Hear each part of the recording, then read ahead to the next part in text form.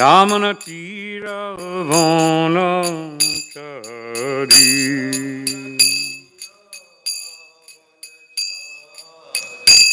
Jai Radha Madhava Kunja Vihari.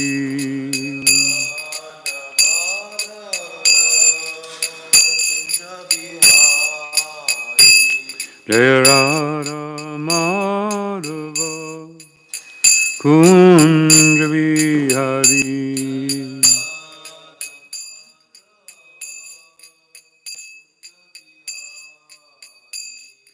Gopi Jana Vallabha Girivardhari.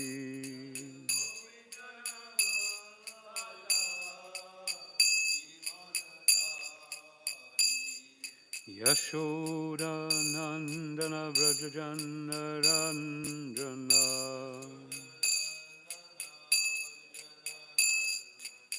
Yashoda Nandana Vrajajana Ranjana.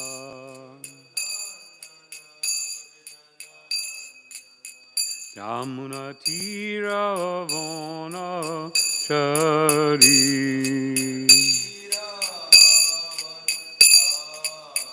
Yamuna Tira Vanachari.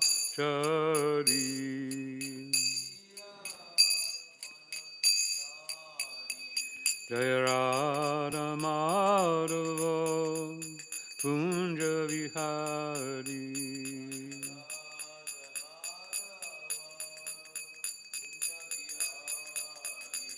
Jai Radha Madhava Kunja Vihari.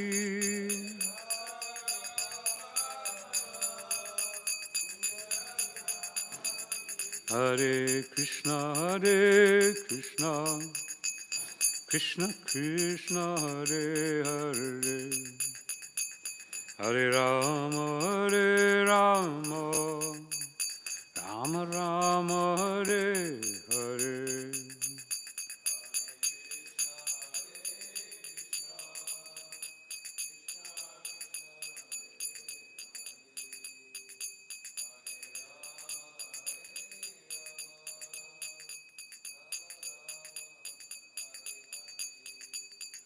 Hare Krishna, Krishna Krishna, Hare Hare, Hare Rama, Rama Rama, Hare Hare.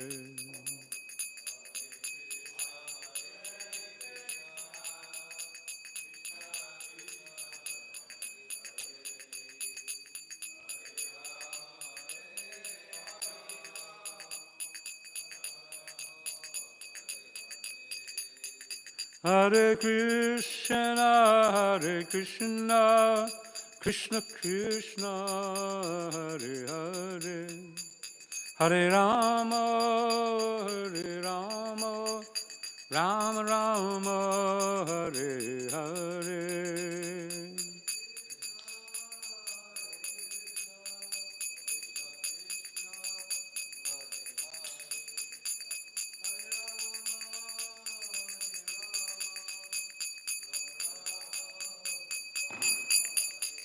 Hare Krishna,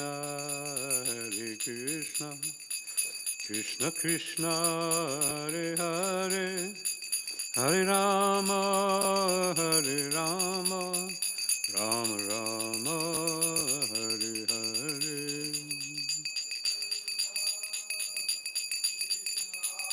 Krishna Krishna, Hare Hare, Hare Rama, Rama Rama, Hare Hare. Jaya Radha Madhava Kunja Vihari. Jaya Radha Madhava Kunja Vihari.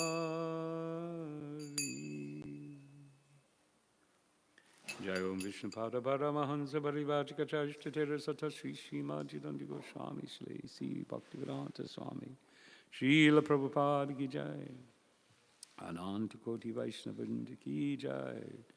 Jai Om Vishnupada Paramahansa Parivajikacharishtatera Satashi Srimad Srila Bhakti Siddhanta Saraswati Thakur Srila Prabhupada ki jai.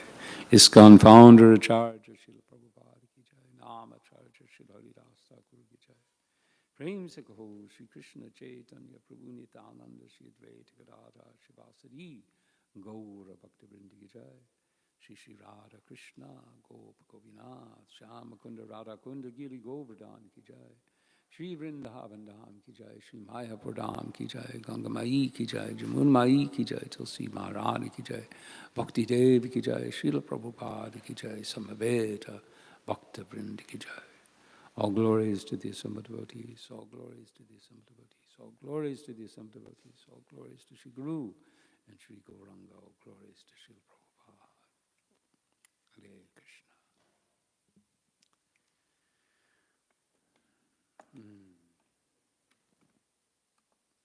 Om Namo Bhagavate Vasudevaya.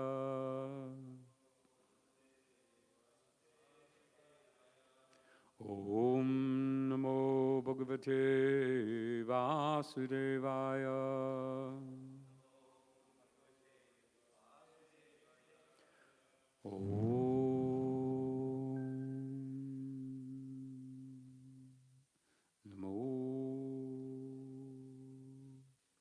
Bhagavate Vasudevaya.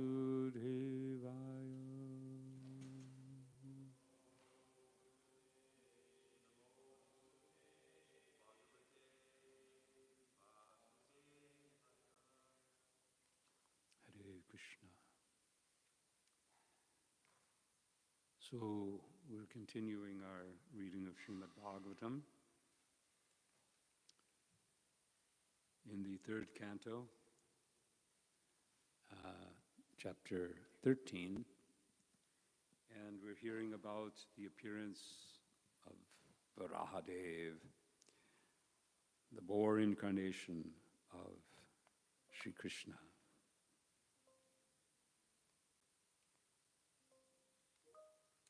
Okay, here we go.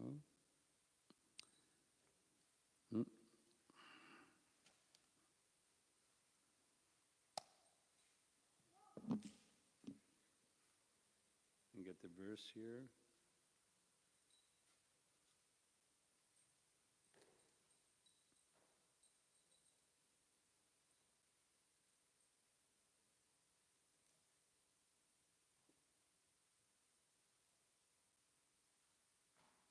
And I believe we're doing text 42, correct?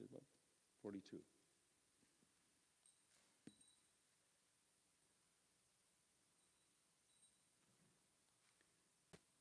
So everyone can chant responsibly.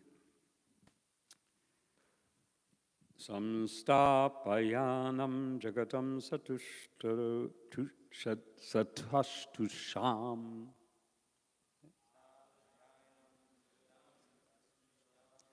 lokaya patnim asimataram pita vidhima chasyai namasa sahatvaya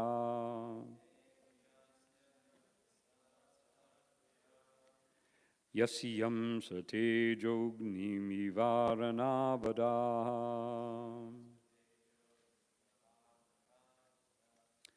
samstapayainam jagatam satastusham lokaya patnim asimataram pita vidhima chasyai namasa sahatvaya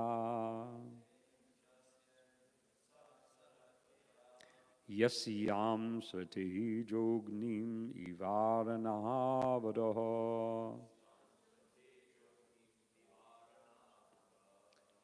Others like to chant?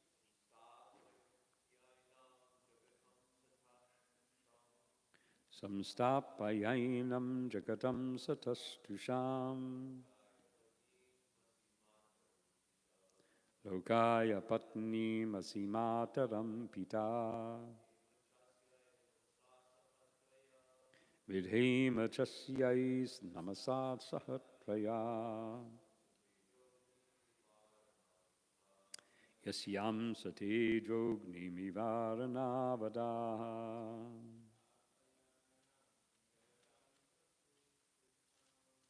samstapanainam jagatam satastusham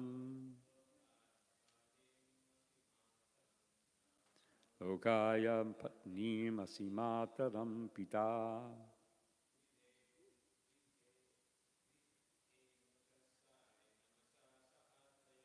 Vedema chasyai namasa sahatvaya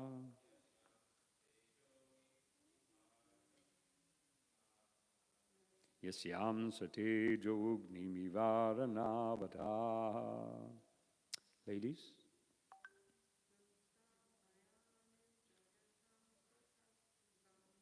Samstapayainam jagatam satastusham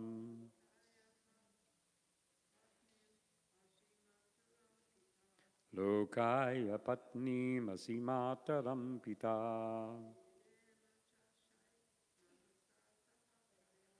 Vidhema chasyai namasa sahatvaya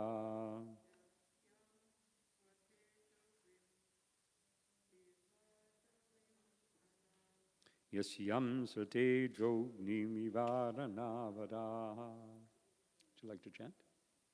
You can try.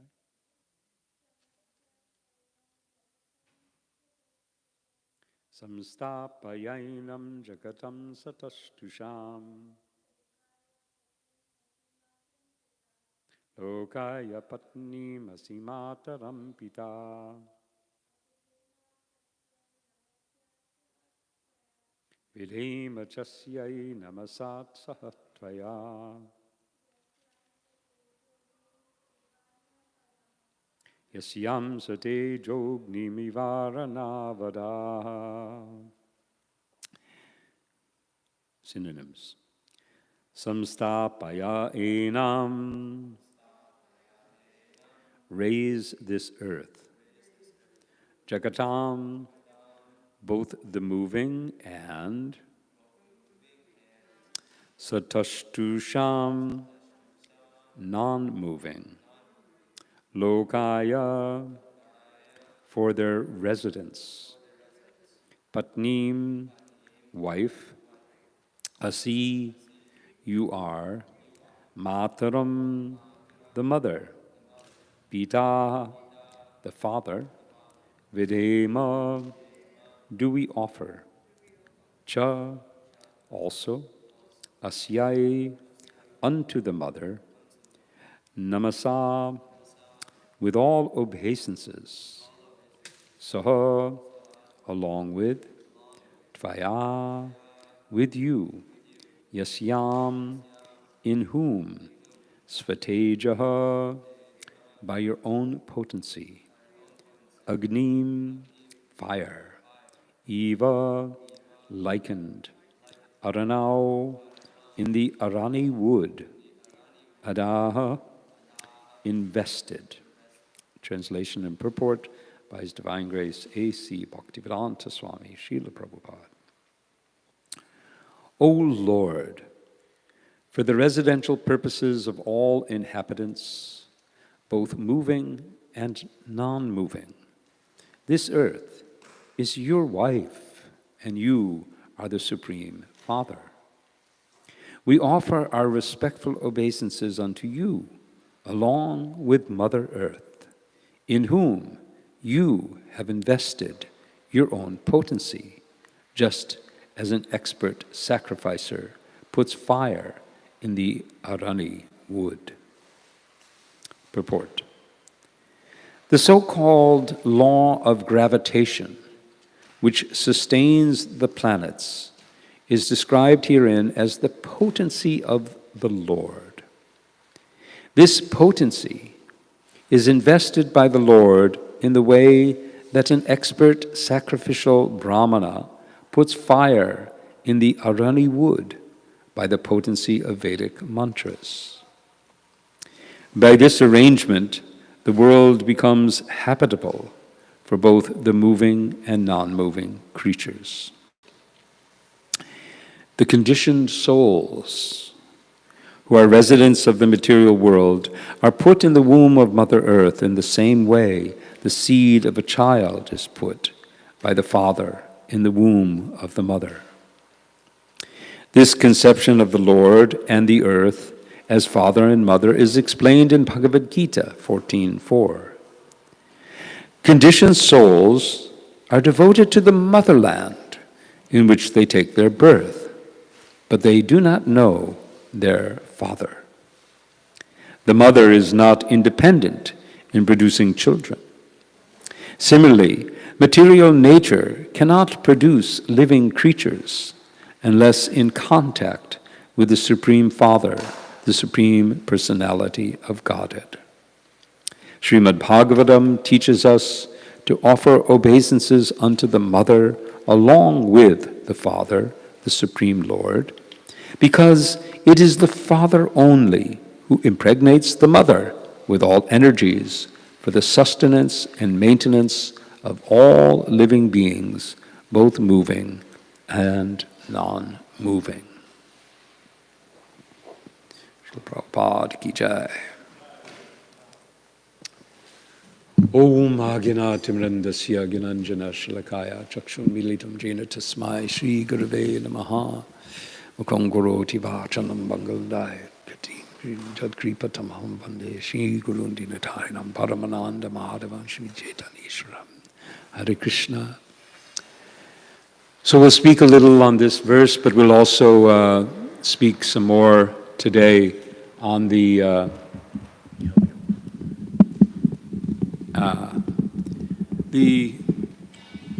events of the day. Today is Guru Purnima, also known as Purnima. So we'll speak a little bit about that. And it's also the occasion, the Tirubhav Titi of Sanatana Gosvami. And it is also the Tirubhav of our dear God brother Bhakti True Swami. We won't speak too much about Bhakti True Swami in this time because we'll have the evening to do so. But to begin, we'll try to elaborate a little on this particular verse and see what we can discover. Reading this verse, I was immediately drawn to the conception of God the Father, because this is what we are hearing in this verse, that God is our Father. Now, in our tradition, we actually don't relate with Krishna so much as our Father. We don't aspire, at least. When we hear of the various rasas that we all aspire to have with Krishna, we hear of Vatsalya ras, but it's the opposite. We want to be Krishna's father, not have Krishna as our father. So I found this to be interesting, that how in the Gaudiya community we have taken a position to see Krishna more in relationship to how we can serve him rather than how we can be served. Because generally when we think of our Father, and we know the common prayer, the Lord's Prayer, Our Father, who art in heaven, hallowed be thy name. Thy kingdom come, thy will be done on earth as it is in heaven. Give us this day our daily bread. So there's a conception, okay, Father, give us what we need. Of course, this is a wonderful conception in the sense of feeling dependent on Father. Feeling, of course, then also obliged, because the prayer, the Lord's Prayer, goes on to say, forgive us our trespasses, as we forgive those who trespass against us. So this relationship that we find generally in religion, the religions of the world, of being the children of God as the Father, is a beginning of understanding our relationship with Krishna, with God. Now, Srila Prabhupada used to focus on this aspect of God the Father when speaking of the principle of brotherhood, because we speak in the world today often about trying to achieve brotherhood, universal brotherhood in the world. But Prabhupada would often comment that, well, how can we see each other as brothers and sisters if we don't recognize our common Father? What makes us brothers and sisters? It's the fact that we all have the same Father, Krishna. Krishna, Prabhupada in this verse, relates to Krishna's own statement to verify this in the Bhagavad Gita 14.4, where he says, Sarva yonishu konteya murtaya sambhavantiyaha tasam brahma mahad yonir aham bijapataha pitaha. So he says that I am the seed-giving Father. Now this gives a little bit of a further nuance to Sri Krishna as our Father. In this particular verse that we're discussing today, the earth is being described as Mother Earth. So we have Earth, the Earth planet, and often we, in contemporary society, we hear Mother Earth. And the question then comes, well, if Earth is Mother, who is the Father? Again, the question of where is the Father in all of this comes out.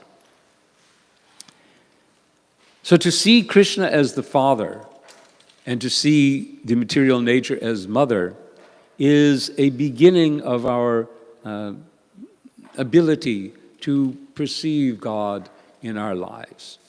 And arising out of that comes our ability to relate with all living beings in this world. So it's a very, very important step in spiritual life to see Krishna, to see God as the Supreme Father of all.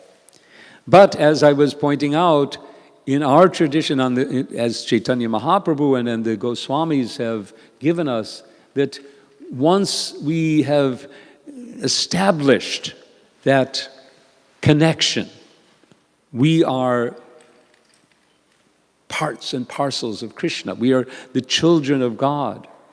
We then seek to go further into developing our relationship of service. How do we serve the Supreme Lord? And how do we love God?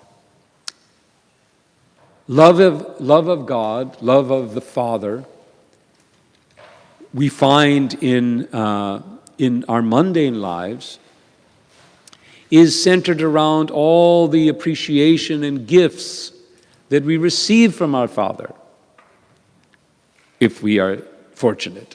In today's world, there are also many family situations in which the father is absent or the father is hardly providing any love for his children.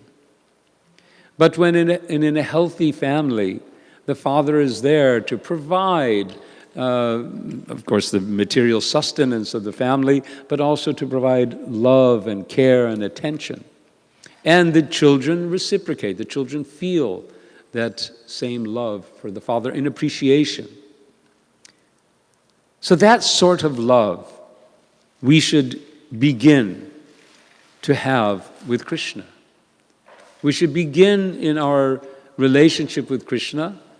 These describe that there are different stages, different rasas with Krishna.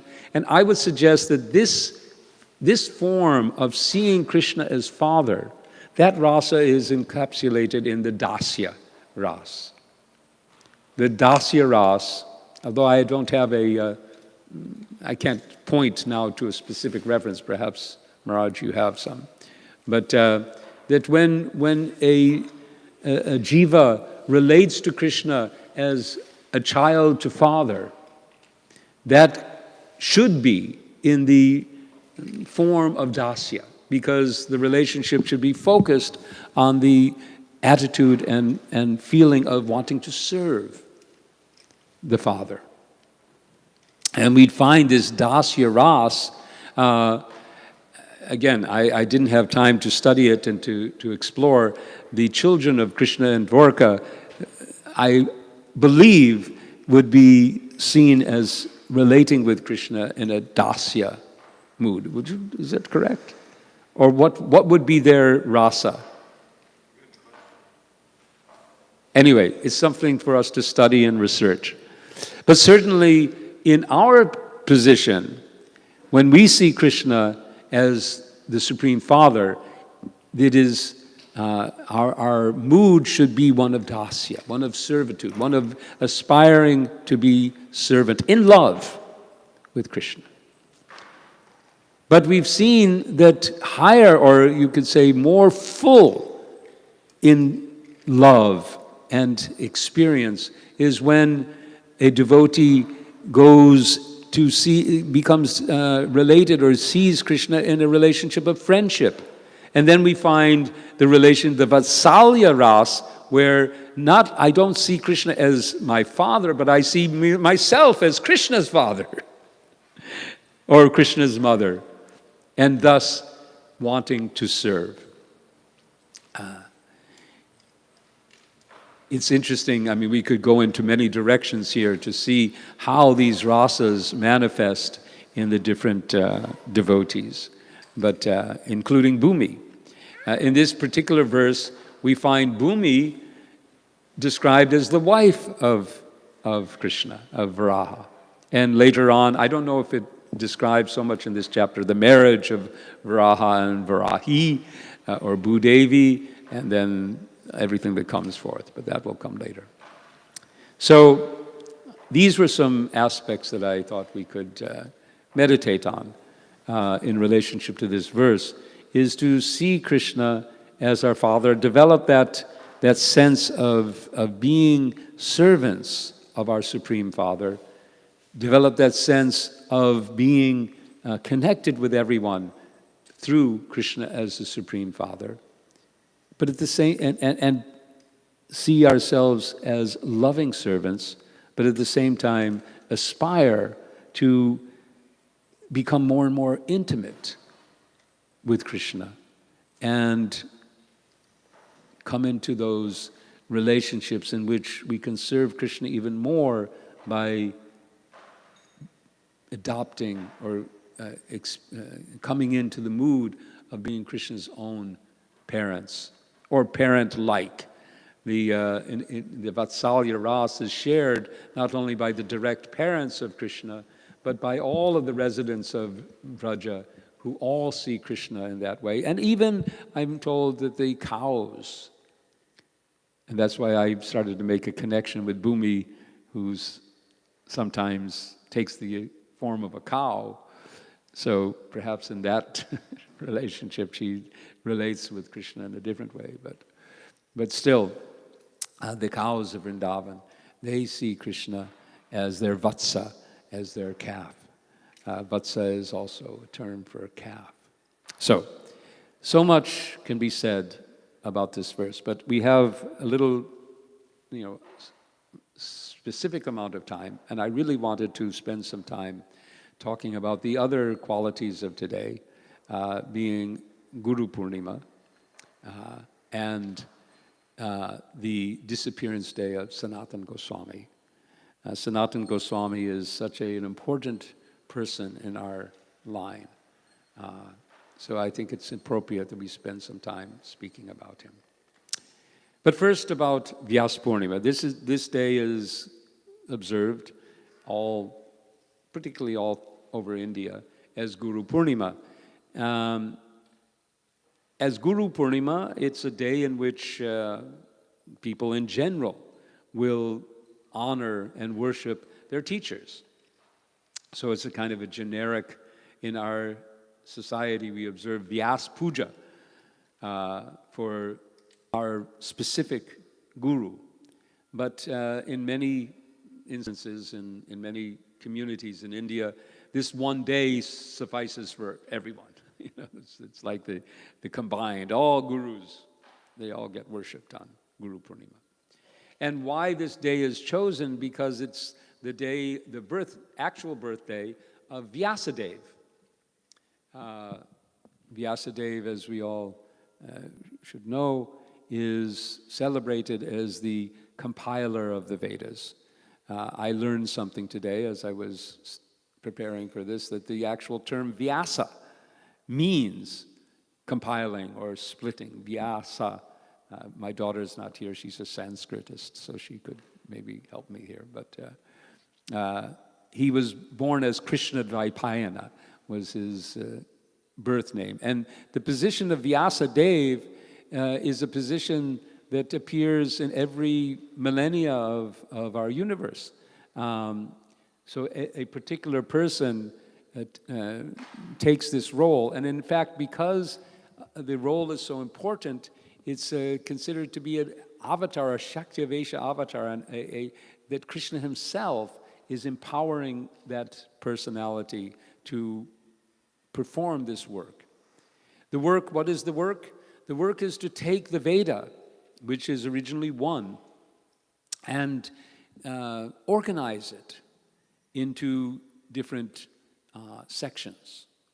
So the original one Veda, which comes into being, it comes forth in the beginning of the universe, is and which is accessible by the residents, the inhabitants of the universe in the ages of Satya and Treta and Dwapara, due to their enhanced acuity, their intellectual abilities. They could access this full Veda as it is. But with the onset of Kali Yuga especially, the Veda needs to be organized in a way that becomes more accessible to persons like us who have limited memory, limited ability, intellectual ability, according to the age we're in. And thus the one Veda becomes four, and in addition to that, Vyasadeva compiles the Puranas and the Upanishads, the Sutras. He brings all of these Vedic, all the Vedic knowledge, all the Veda into an organized form and into a written form. We've understood that prior to Veda Vyas, the Vedas exist only in an oral form. They're heard. They're called Shruti, therefore, because they're heard and then remembered and passed on. But with Kali Yuga, it is necessary to write them down. And thus Vyasadeva does this.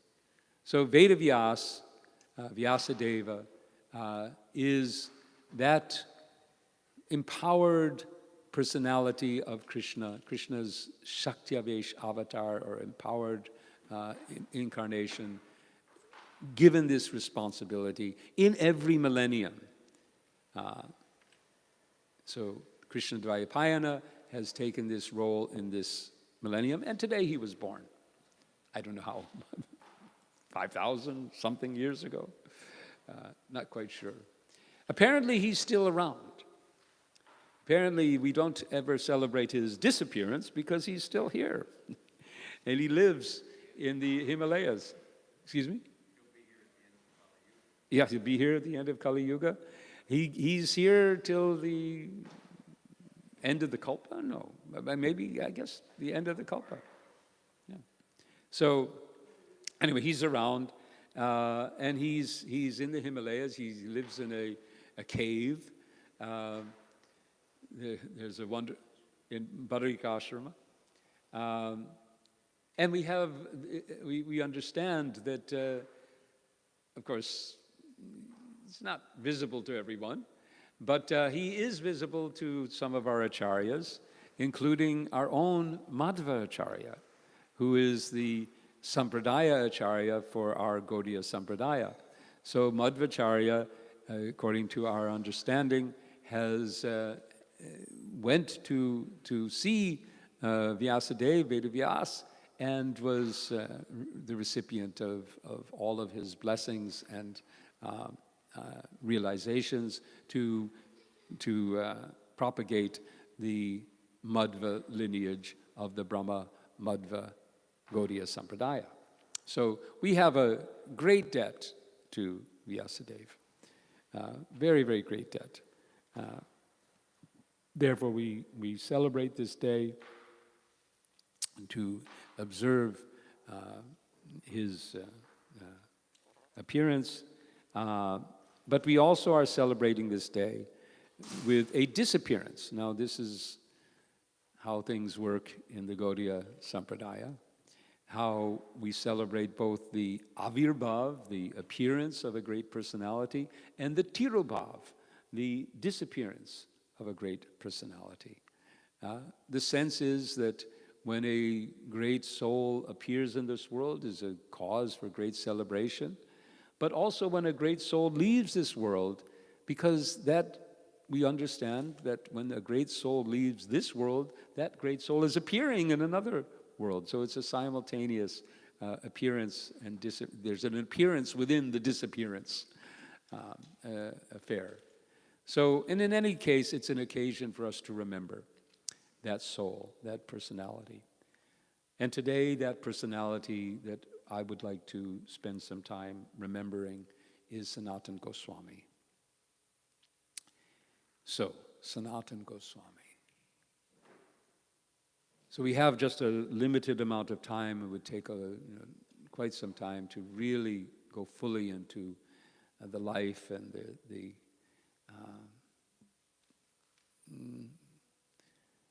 the teachings, of course, of Sanatana Goswami. But to put things into the proper context, we have to first begin by describing that Sanatana Goswami is significant to us, especially because of his relationship with Sri Chaitanya Mahaprabhu. So Sanatana Goswami's role is in relationship to Sri Chaitanya. So we can place things first into that context of Sri Chaitanya's appearance in this world in 1486. Sanatana Goswami himself, just to get the dates right, let me just pull it up here. Okay, hold on. And for this, I wanted to see if I can connect my computer to the screen, because I have some pictures of Sanatana Goswami, or not, paintings. Can we do that? Let's see. Shall we try? There is a cable.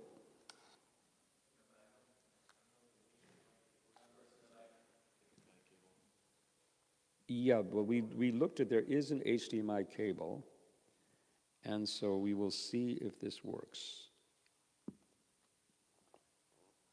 Okay.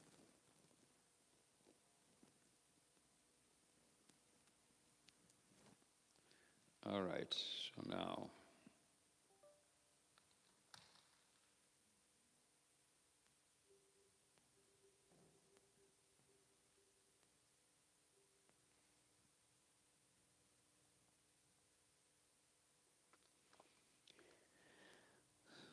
So, okay, hopefully this will come up. But just to pick up where we were, so 1486, Sri Chaitanya Mahaprabhu appears. And 2 years later, Sanatana Goswami is born. I could go into his lineage. It's quite interesting, but I suggest you can read that on your own. But suffice it to say that he was one of 3 brothers. He was the eldest. His middle brother, the next brother, was Rupa. And then Vallabh, right? Yeah.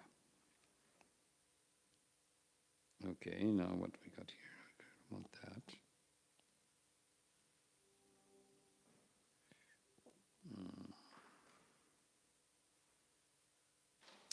So, and they grew up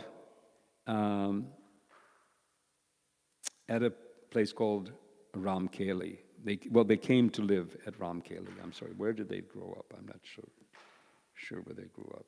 But anyway.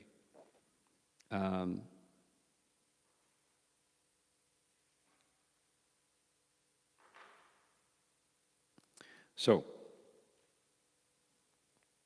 not yet. There, okay. Again?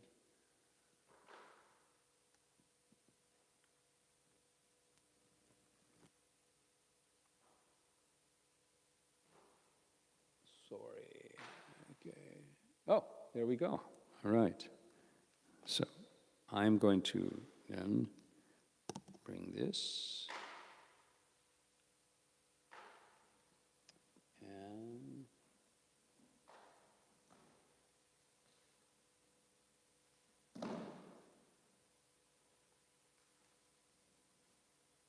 And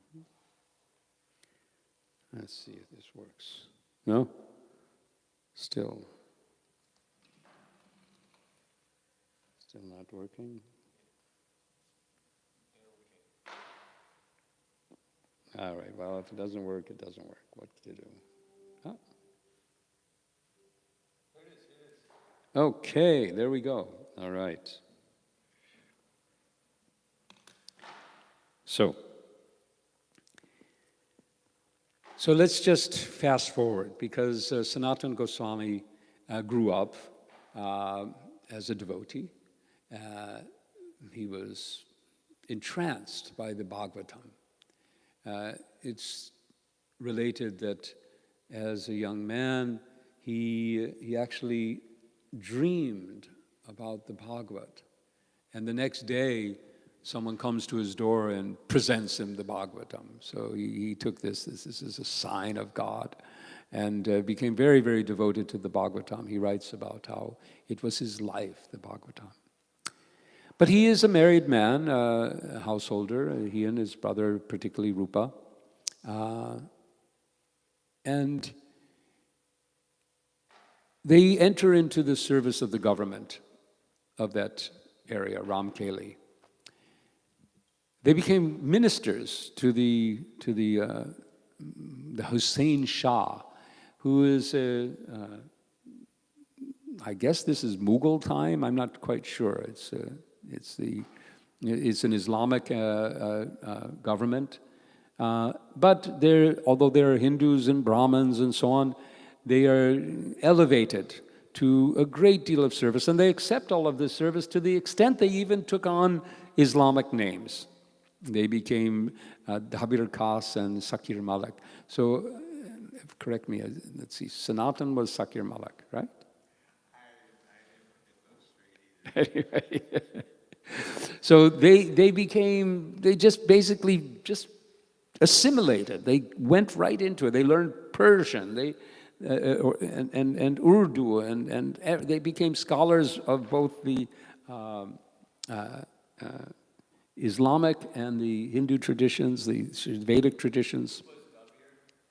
Yes, yeah. Sakir Malik is Sanatan. But then they meet Chaitanya Mahaprabhu. And everything changes. Everything changes. So this you can see here. Sanatan meets, when Chaitanya Mahaprabhu comes to Ramkeli on his trying to go to Vrindavan. And in fact, it is Rupa and Sanatan who dissuade him from proceeding further to go to Vrindavan with a retinue of thousands of people, saying that Mahaprabhu, Chaitanya Mahaprabhu, this is not appropriate for you. This will not work. To enter Vrindavan, you have to enter in a different way, not with tens of thousands of people. And he says, yes, you're right. And he turns back and returns to Puri. But they have been infected. They have been completely swept up now. And there's nothing else on the mind of Rupa and Sanatan than how can they join Chaitanya Mahaprabhu? How can they leave this government service? But the king, he doesn't want it at all. He trusts, these are his trusted lieutenants. Somehow Rupa is able to get away. He resigns, he leaves, he goes and he joins Chaitanya Mahaprabhu. Thinking that Sanatana will do the same thing, the king imprisons him, puts him in jail. He said, you're not going to do this to me. And it is only by bribery and other tricks that he's able to escape. He escapes, and let's see if we get to... And he meets, here in this picture, we see Sanatana Goswami. And you get a kind of a sense, you see the way he's dressed and his appearance, that he's adopted the culture of the Islamic court in his appearance. He tries to shed it all. This is quite an interesting picture. Shows him wrapped in a quite what looks to be a nice looking shawl. This shawl was actually given to him as to keep him warm. He had shed all of his royal opulent clothing. He'd picked up torn cloth, just something to wear before approaching. And he approaches Mahaprabhu, as is explained, with a straw in his teeth, literally putting straw in his mouth to indicate, I am a beggar. I am simply a beggar.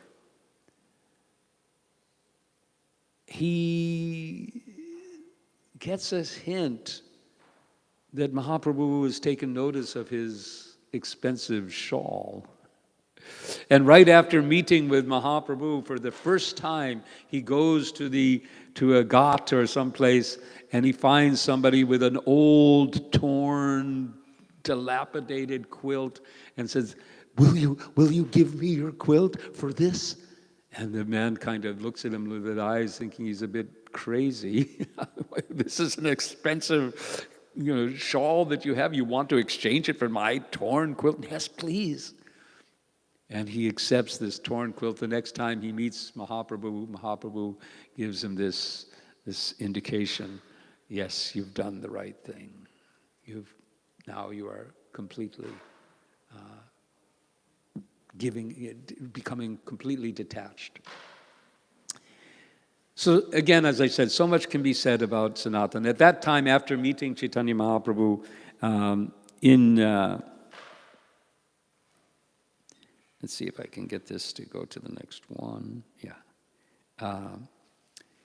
After meeting him this is in Varanasi, they engage in conversation for I think 2 weeks. Is it? I think it's a fortnight. That where Mahaprabhu instructs Sanatana in every detail of the Gaudiya teaching, and then asks him to proceed to Vrindavan, where his brother has already gone, Rupa. And there he goes and joins Rupa and becomes one of a band of brothers. Rupa, Sanatana, which we have come to recognize as the 6 Goswamis of Vrindavan. First there is Rupa. He's joined by Sanatana. Then Raghunath Das joins him. Finally, we find Raghunath Bhatta comes, Gopal Bhatta comes, and lastly, Jiva Goswami, the nephew of Rupa and Sanatana, joins as the last of what we now know as the 6 Goswamis of Vrindavan. Goswami being a title that we have that has been attributed to them due to their quality of being fully in mastery of their sensual activity. Go meaning the senses, and Swami meaning master. So Sanatana takes up his residence in Vrindavan.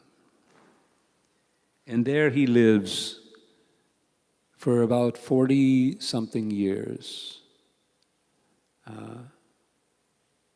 He arrives there at a young age, 20 27, I think. He's quite young. This is we have in ISKCON, we have had a tradition of young people joining our society, right? And we think, oh, we were all so young. But just let me read here. See if I can do this. I'm not sure. I've got this up. I'm going to, I'll go back to this, but it was something around that time, 27, not very old. He was a young man, accomplished, but still young. And he comes to Vrindavan without anything. So much transpires there in Vrindavan with Sanatana Goswami. Reading today to, prepare to talk about him, I was taken by the intimacy with which Sanatana lived in Vrindavan. So here you can see, this is in his more advanced age, how simply he was living. You can see behind there's a little hut, a little, what we call a kutir, a bhajan kutir. Dressed very simply. There's a prayer to the Goswamis, and I don't have it memorized. Kopina, how does it go? Vande Rupa Sanatana, Raghu Yogo, Krishna Kirtana. And how does it go? Kopina, what is that? Huh?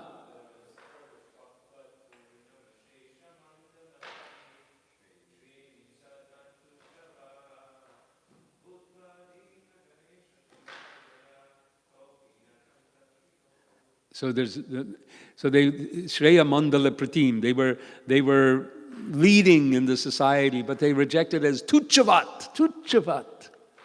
It is just like waste. And one of the famous stories about Sanatana Goswami relates to that. It was told that one Brahmin worshipper of Shiva was very, very devoted to worshiping Shiva for what people normally worship Shiva for: material gain. He wanted to become rich and wealthy. And Shiva is known to be very, very, how you should say, inclined to grant the benedictions of material prosperity and so on to those who worship him with diligence. So this devotee was worshiping Shiva very, very intensely, and in his dream, Shiva guided him. He says, go and see Sanatana. He possesses great wealth, and he can give to you that wealth. So this Brahmin got very, very excited. Shiva himself has appeared in his dream. He's guided me to where I will fulfill all of my desires. I will become wealthy and rich. I'm sure Sanatana will bless me in this way. So he approaches Vrindavan, and there he sees Sanatana. Look at him. He's got a little hut. He's wearing a kopin, it's just a loincloth. And he goes up and says, I had this dream, and Shiva said, and Sanatana says, well, you look at me. What do I have? I don't have anything. I've got nothing. What can I give you? What wealth can I give you? And the Brahmin goes back and thinks, maybe, could it, but Shiva appeared. He appeared in my dream and said something. What's going on? And meanwhile, Sanatana's sitting there and thinking, well, what is it? And then somehow he remembers, wait a minute, yeah, I do have something. He remembers that he had a touchstone. Now, a touchstone is or lodestone, in different traditions, I think in the alchemical has the different names, but it's a stone which has the property to turn base metal into gold. What could be more valuable in the material world if you had something that you just, took it and gold, right? Take it to the bank. Who Midas had that touch too, right? But then that didn't, it finally failed him. But still, so he calls the Brahmin back and said, well, yeah, I do have something. I have something, but just search over in that rubbish pile. Okay, so because Sanatana has discarded this into a pile of refuse. And the Brahmin goes and looks and he finds it. I have this, it's a touchstone? Really? And he goes and he says, this is amazing. Shiva was correct. But then he starts to think. And he starts to think that, well, wait a minute. This was in the rubbish pile. Sanatana threw it into the rubbish. If he put this into the pile of rubbish, then he must have something even more valuable that he can give me. Let me go back and beg for that. So he returns to Sanatana Goswami. And Sanatana says, yes, I do. I have something way, way far more valuable than this ordinary touchstone. I have received from Sri Chaitanya Mahaprabhu, I've received love for Krishna. That is the greatest wealth. And I can give it to you. I can give it to you. The Brahmin realized his foolishness, seeking after material wealth that will never last. In fact, it will generally backfire. We find everyone who's gotten a touchstone, I mean, the modern day touchstone might be the lottery, right? You win the lottery. You get a $43 million jackpot, or whatever it is now. And there's been studies made of lottery winners, and practically to a one, they end up miserable. They ended up miserable. They'd say, it didn't work. So this Brahmin realized and received the benediction of Sanatana.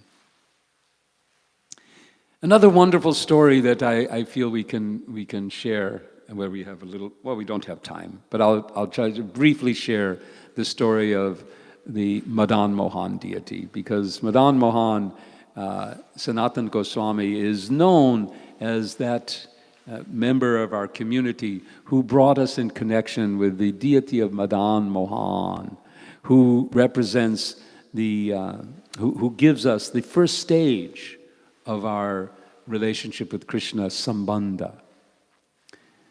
And just briefly, there are a few stories, but the one that seems that is related several places is that this deity was originally established by Vajranabha, the grandson of Krishna, 5,000 years ago. But in the course of time, the temple and the deity became lost. And when Sri Advaita, another contemporary of Chaitanya Mahaprabhu, arrived in Vrindavan at one point, and then when that was, I don't quite know, but he discovered this deity somehow. He discovered the deity of Madan Mohan. Madan Gopal, as he was known at that time. When he left Vrindavan, he entrusted the worship of Madan Gopal to a devotee there named Damodar Chobe, I believe it is. Chobe, I know, is the last name. Now, Damodar had a child, a son, and he used to treat Madan Gopal and his son as, like we were talking about today, the father. He took the role of a father to Madan Gopal, in the same way he was fathering his son. And he would feed them both together. Madan Gopal would be standing there in his deity form, and Damodar's son would be sitting next, and they would be eating. The plate would be there for Madan Gopal, and the plate for him. In this way, Madan Gopal was receiving the worship of Damodar. Somehow Sanatana, I think, has a dream. Yeah, something happens. Anyway, he gets to know about Madan Gopal and visits it. But he's quite surprised what's going on here. This is, too intimate. But in a dream, he also realizes, he hears from Madan Gopal, this is what I want. But then he further hears that I want to stay with you. I want to stay with you. The Brahman also, Chobe also has the same dream, and that's one thing that comes to the next. But Sanatana says, well, wait a minute. I have nothing to give you. Look at the way I live. This is the way I live. What am I? I eat chapatis. I eat a little. I can't feed you. And he says, don't worry, I'll eat whatever you eat. So this exchange goes on, and Madan Gopal ends up with Sanatana. One day, as the story goes, and this intimacy grows and grows. And this is what I wanted to just reflect on. These Goswamis of Vrindavan, they not only lived there, like we may live. We may all go to Vrindavan today. And we may sit down. We may even try to construct a little kutir like this. We may even try to go and perform Sankirtan Bhajan, and we may try to do all the things that they did. But will we experience Krishna the way they did? For them, the stories are commonplace. Their interactions with Krishna. Krishna would always appear in as a little cowherd boy, and then later on they would, oh, wait a minute, that was Krishna. Or sometimes Radharani would come and give something, and later on they said, wait a minute, that was Radha.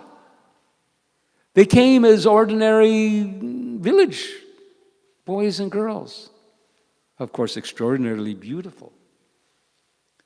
And it was only later on that Sanatana and Rupa, after these exchanges, because these exchanges were done within the framework of Krishna's Yoga Maya, so they couldn't quite perceive who they were until later. So similarly with Madan Gopal, this relationship was there. One time, Sanatana hears Madan complaining, and here is Madan Gopal. That is the deity of Madan Gopal. You only feed me chapatis, at least you give me a little salt. And Sanatana said, today you want salt and tomorrow you want ghee. What am I going to do? But this feeling arose. And Krishna made the arrangement that one day one merchant taking his goods to Mathura got stuck on a sandbank in the Jamuna River. Hearing about Sanatana, he came just begging blessings. Please, bless me so that I can serve, so that I can do some service. Now, all will be lost. And Sanatana says, well, you don't ask me. You can ask Madan Gopal. He can help you. And thus he did. He prayed to Madan and said to Madan, if you help me here, I promise you, all the profit, whatever profit I make from this, I will give it all to you. That night, a huge rain came, lifted the waters of the Jamuna, and easily his boat was freed. Proceeded to Mathura, reaped a huge profit, came back, and constructed what is now known as the Madan Mohan Temple of Vrindavan. When Aurangzeb began his campaign of destroying the temples of the Vaishnavas and the Shaivites, all the temples of Vedic temples, the devotees were afraid for the deities in Vrindavan and took them to the palace of the king of Jaipur. Madan also went, Madan Mohan, along with Govinda. He didn't stay there. one of the granddaughters of, as it's said, one of the granddaughters of that king, or I'm not sure, daughter, granddaughter, some relationship, was to be married to the Prince of Karoli. Karoli is a nearby town to Jaipur. But she said, I will only go on one condition, that Madan Gopal comes with me. Madan Mohan must come with me. So they said, well, okay, let's test. So they got a whole group of deities, all made to look just like Madan Mohan. And they put them all in a room with Madan Mohan. And they blindfolded her. But the previous night she'd had a dream. Don't worry, Madan Mohan, you'll feel me. And in this way, she touched all of these deities, and Madan Mohan's skin felt so soft, and she immediately could tell, this is Madan Mohan. And thus Madan Mohan left and went to Karoli, where he is today. So much more could be said about Sanatana Goswami, but we're out of time. And we're going to end here without time for questions, because time is already 10 minutes past the time. Is that okay? Or anyone have a burning question? We can answer questions over breakfast. All right. Thank you so much. Hare Krishna, Jai Sanatana Goswami ki Jai, Veda Vyasa ki Jai, Rahadeva ki Jai, Srimad-Bhagavatam ki Jai. Hare Krishna.